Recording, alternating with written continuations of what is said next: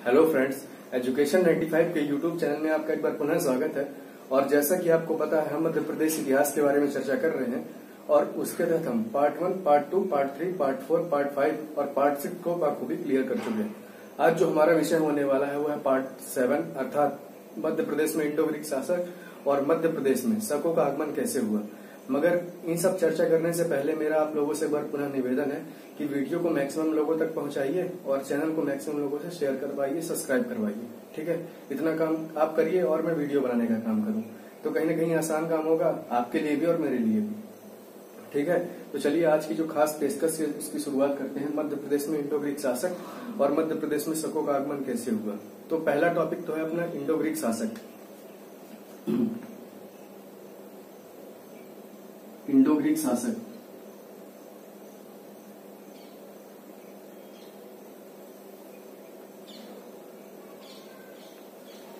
अगर Indo Greek शासक की बात की जाए मेरे दोस्तों, तो इंडो ग्रीक शासक का स्पष्टता यह उल्लेख नहीं है कि मध्य प्रदेश में थे या नहीं। क्यों? क्योंकि ये है अपना भारत का डायग्राम और इंडो ग्रीक रहा करते थे यहाँ पे सियालकोट में। कहा मेरे दोस्त? सियालकोट। तो ये अभी तक स्पष्ट नहीं हुआ है कि इंडो ग्रीक शासक का स्पष्टता उल्लेख मध्य प्रदेश में मिला है कि नहीं। मगर इसी वंश के दो प्रमुख शासक थे। पहले का नाम था मिनांडर, नाम सुना होगा आपने, और दूसरा डेमेट्रियस। इन दो शासकों के सिक्के मध्य प्रदेश में मिले हैं, जो कि यह आधे तौर पर स्पष्ट करते हैं कि इनका कहीं न कहीं शासन मध्य प्रदेश में था। हालांकि ये चीजें बुक में उल्लेखित है कि इनका शासन मध्य प्रदेश में पूरी तरह से नहीं था। तो दोनों शासकों के मैं नाम लिख देता हूं। पहला है मिनांडर और दूसरा है डेमेट्रियस। ये दो ऐसे शासक थे मेरे दोस्त जिनके सिक्के मध्य प्रदेश से मिले हैं। अगर मिनांडर की बात की जाए तो मिनांडर के सिक्के मध्य प्रदेश के मंदसौर से मिले। मंदसौर और बालाघाट, जो कि ये स्पष्ट करते हैं कि कहीं न कहीं ये लोग मध्य प्रदेश में आए हैं एक बार। और दूसरा शासक है डेमेट्रियस, इसके सिक्के मध्य प्रदेश के विदिशा से मिले। तो यहां से सवाल निकल के आएगा कि मिनांडर के सिक्के मध्य प्रदेश के किस जिले से मिले, तो आप बताना मंदसौर और बालाघाट से। और डेमेट्रियस के सिक्के मध्य प्रदेश के किस जिले से मिले, तो उनको आप बताना विदिशा। और जो ये इंडो ग्रीक शासक थे ये रहा करते थे सियालकोट में। कहा रहते थे मेरे दोस्त? सियालकोट में। ठीक है, अब यहां से एक प्यारा सा सवाल निकल के आता है कि भारत में आने वाला पहला इंडो ग्रीक शासक कौन था। यहाँ पे लोग कंफ्यूज हो जाएंगे। पहला इंडो ग्रीक शासक जो था वो था डेमेट्रियस। क्या था मेरे दोस्त? डेमेट्रियस। भारत में आने वाला पहला इंडो ग्रीक शासक तो डेमेट्रियस था वो। और पहला ग्रीक शासक कौन था? वो सिकंदर था, है ना। तो यहाँ से बड़े दो खूबसूरत सवाल बन के निकल के आएंगे कि पहला ग्रीक शासक कौन था, तो उनको आप बताना सिकंदर। और पहला इंडो ग्रीक शासक कौन था, तो आप बताना क्या? डेमेट्रियस। ठीक है, इतना ही कुछ उल्लेख इस इंडो ग्रीक शासक का मध्य प्रदेश में देखने को मिलता है और यहीं से इंडो ग्रीक शासक की कहानी होती है समाप्त। दूसरी चीज हम पढ़ते हैं मध्य प्रदेश में शकों का आगमन।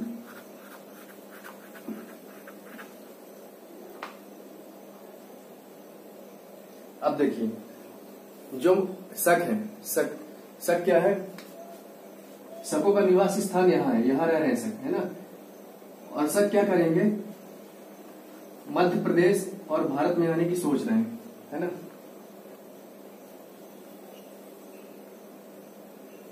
तो सबसे पहले अगर शक की बात की जाए तो जो शक है, शकों के जो संस्थापक है वो है चष्ठन। क्या है मेरे दोस्त? चष्ठन। पूछा जाएगा पेपर में कि शक के संस्थापक का नाम क्या है, तो आप उनको बताना क्या? चष्ठन। अगर शकों का राज क्षेत्र की बात की जाए तो राज क्षेत्र इनका था उज्जैन। क्या था मेरे दोस्त? उज्जैन।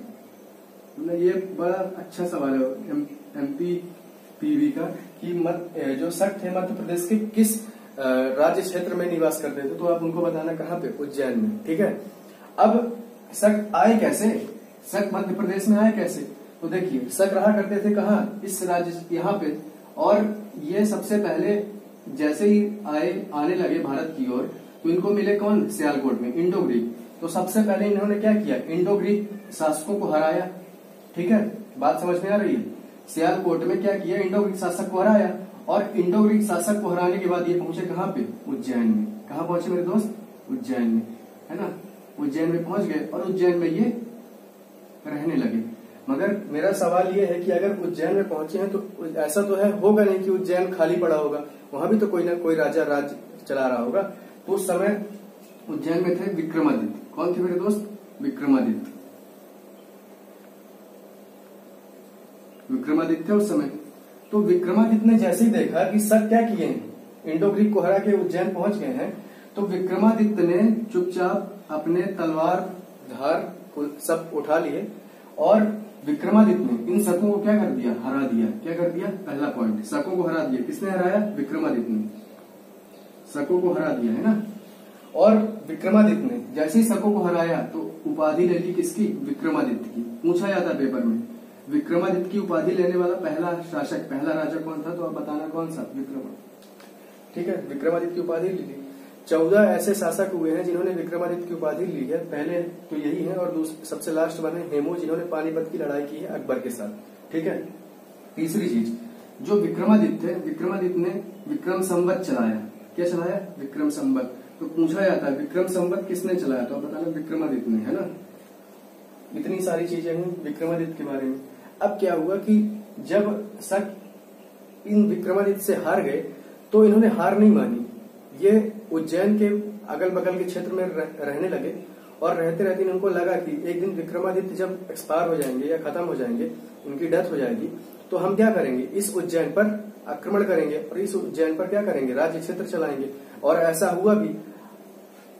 कुछ दिनों के बाद विक्रमादित्य की हो गई मौत और विक्रमादित्य की जैसे ही मौत हुई तो शक क्या किए? शकों ने उज्जैन पर क्या कर लिया? राज्य क्षेत्र जमाना शुरू किया और उज्जैन पर वो रहने लगे। तो मैंने पहले ही बता दिया कि शकों का क्षेत्र क्या था? उज्जैन था। अब उसके बाद होता यह है कि उज्जैन पर जैसे ही रहने लगे तो इसके बाद इस वंश में एक शासक निकल के आया, उसका नाम था रुद्रदामन प्रथम। आप लोगों ने नाम सुना होगा बाखूबी, है ना। अगर रुद्रदामन प्रथम की बात की जाए तो रुद्रदामन इस वंश का मतलब शक वंश का, और शक वंश को कादर्मक वंश के भी नाम से जानते हैं दोस्त, इसको लिख लो, कादर्मक वंश, है ना। तो रुद्रदामन प्रथम जो था कादर्मन वंश का सबसे प्रतापी शासक था, अर्थात शकों का सबसे प्रतापी शासक कौन था? रुद्रदामन। तो पेपर सेटर आपसे पूछेगा, पेपर बनाने वाला पूछेगा आपसे कि भैया रुद्रदामन प्रथम जो थे वो सबसे शक्तिशाली थे या नहीं, तो आप उनको बताना कि ये सबसे प्रतापी थे और सबसे शक्तिशाली शासक थे। ठीक है। और अगर रुद्रदामन प्रथम की बात की जाए तो इनका जो राज्य क्षेत्र था, इनका उज्जैन था। उज्जैन कहाँ था? उज्जैन और महिष्मत, है ना, खरगोन। तो उज्जैन प्लस महिष्मत में क्या करते थे? अपना राज्य क्षेत्र चलाया करते थे। इनका एक प्रथम अभिलेख है जिससे जानकारी मिलती है कि ये भाई साहब कहाँ पे उज्जैन और महिष्मत में अपना राज्य क्षेत्र चला रहे थे। तो वो उनका अभिलेख है कौन सा? रुद्रदामन प्रथम का अभिलेख है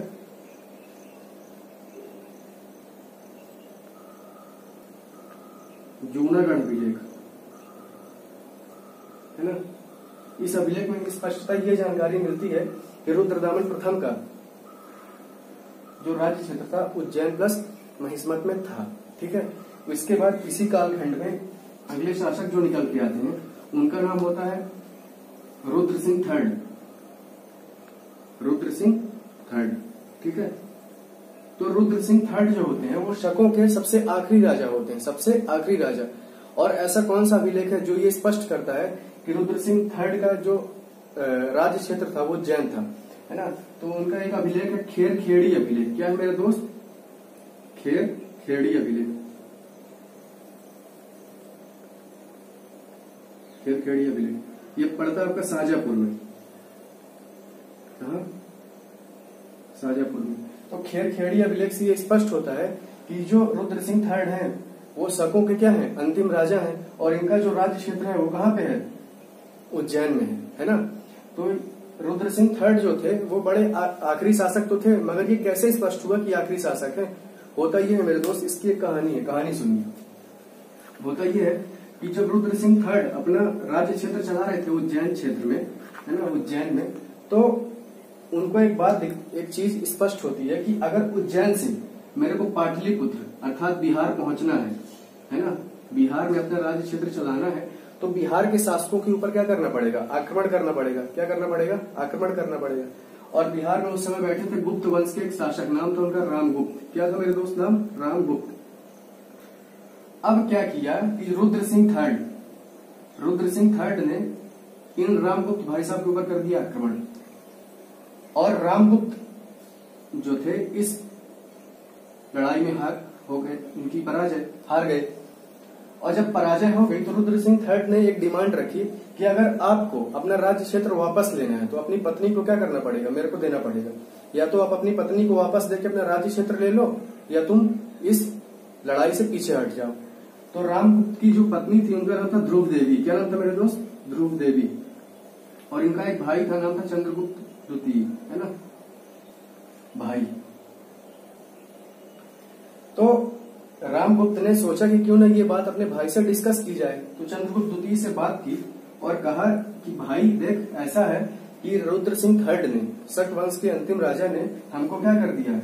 लड़ाई में हरा दिया है, और उसकी एक डिमांड है कि अगर आप अपनी पत्नी को दे दोगे मुझको तो मैं तुमको अपना विजयी क्षेत्र, तुमसे जो विजयी क्षेत्र मैंने जीता है वो लौटा दूंगा। तो चंद्रगुप्त द्वितीय ने कहा कि भाई साहब आप पागल हो क्या? जो भाभी होती है माँ के समान होती है, और तुम कैसे कह रहे हो कि हम हमारी भाभी को आप उनको दे दोगे? ऐसा तो होगा नहीं ना। तो बोलते हैं कि ठीक है। अब क्या हुआ कि रामगुप्त रातों रात सोचने लगा, और ये सोचने लगा कि अगर मैं अपनी पत्नी को वापस नहीं दूंगा, रुद्र सिंह थर्ड को, तो हमारा विजयी क्षेत्र क्या हो जाएगा? चला जाएगा। हमारे तो रुद्र सिंह थर्ड ने जो हमारे ऊपर जो क्षेत्र जीता है वो कहीं न कहीं हमसे वो छीन लेगा। तो रामगुप्त ने क्या किया? ध्रुव देवी को देने का प्लान कर लिया कि मैं अब अपनी पत्नी को रुद्र सिंह थर्ड को दे दूंगा। ठीक है, रुद्र सिंह थर्ड को दे दूंगा। तभी चंद्रगुप्त द्वितीय क्या हो गए? गुस्सा हो गए। और चंद्रगुप्त द्वितीय ने भेष बदल लिया, रातों रात क्या कर लिया? भेष बदल लिया। और रात को जब उन्होंने भेष बदला तो सबसे पहले तो इन्होंने भेष बदलने के बाद अपने भाई को मारा, और भाई इन्होंने कर दी हत्या, रामगुप्त की हत्या कर दी।